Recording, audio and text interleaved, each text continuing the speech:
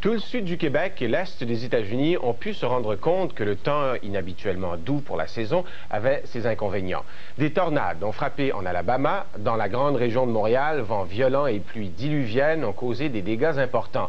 Même qu'à Saint-Hilaire, au sud-est de Montréal, une tornade a dévasté tout un coin de la ville. Alain Picard raconte.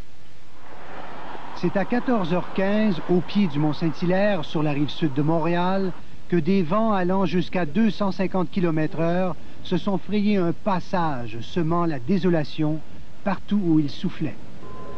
Toits arrachés, enseignes déplacées, voitures transportées et lourdement endommagées, tout a volé en éclats, ce qui ne pliait pas, cassait.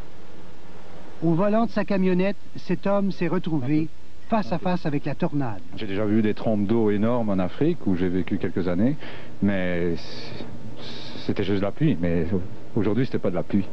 C'était un ciel incroyable, noir. Ouais, ça restera longtemps dans ma mémoire, ça. Ce petit centre d'achat aux confins de Saint-Hilaire et Belleuil a été le plus lourdement touché. Derrière, d'autres commerces, dont cette banque qui faisait des affaires quand le vent a frappé. J'ai jeté un coup d'œil dehors, j'ai vu l'autre bord de la 116, un tourbillon avec quelques débris dans l'air. Et puis j'ai crié aux employés, couchez-vous, vite, il y a une tornade. Là, ça n'a pas pris 1 ou 2 secondes. Ensuite, il y a l'arbre qui est parti de là, il a tombé dans ma vitrine. Et puis ensuite, les débris et le vent ont cassé la vitrine de l'autre bureau.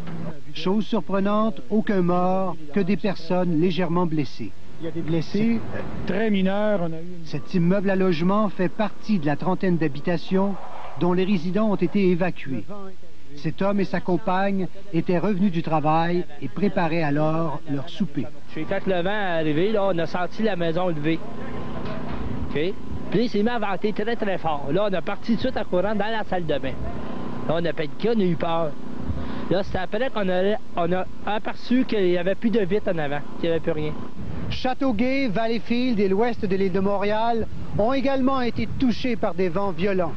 Mais sans nul doute que c'est ici, à Saint-Hilaire, que la nature s'est déchaînée avec le plus de violence, faisant pour plusieurs millions de dollars en dommages et jetant dans la rue une centaine de résidents.